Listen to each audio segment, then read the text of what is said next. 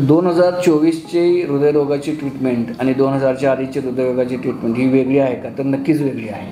आज आपण 2024मध्ये हृदयरोगांमध्ये एवढे वेगवेगळ्या प्रकारचे ट्रीटमेंट आस्पेक्ट आलेले आहेत। मग ते डायग्नोस्टिक असू देत, म्हणजे मग ती आज हृदयरोगामध्ये जे आपण अँजिओप्लास्टी करतो, त्या अँजिओप्लास्टी लागणारे वेगवेगळ्या प्रकारचे वायर्स, वेगवेगळ्या प्रकारचे बलून, वेगवेगळ्या प्रकारच्या इमेजिंग मोडॅलिटीज, म्हणजे आज आपण OCT आपण करतो, आज आयवस करतो, आज आपण रोटाब्लेशन करतो। हे वेगवेगळ्या प्रकारचे जे मशीन्स किंवा वेगवेगळ्या प्रकारचे ज्या टेक्नॉलॉजी ज्या आलेल्या आहेत, याच्यामुळे हृदयविकाराच्या आजारामध्ये किंवा त्याच्या ट्रीटमेंटमध्ये आमूलाग्र बदल घडले।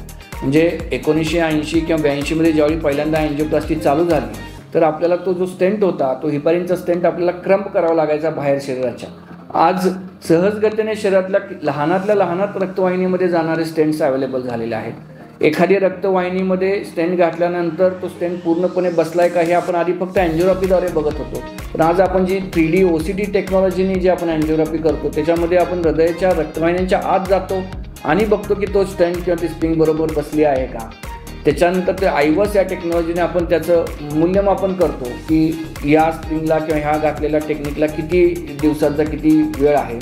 तर अशा प्रकारच्या वेगवेगळ्या टेक्नॉलॉजींमध्ये अँजिओप्लास्टीमध्ये आमूलाग्र बदल झालेला आहे आणि या नवीन टेक्नॉलॉजी ज्या ज्या सेंटर्समध्ये उपलब्ध आहेत, अशाच सेंटरमध्ये आपण अँजिओप्लास्टी करून घेणं गरजेचं आहे, कारण त्याचा पूर्णपणे या नवीन टेक्नॉलॉजीचा आजारांचा ट्रीटमेंट आपल्याला याच्यामध्ये मिळू शकते।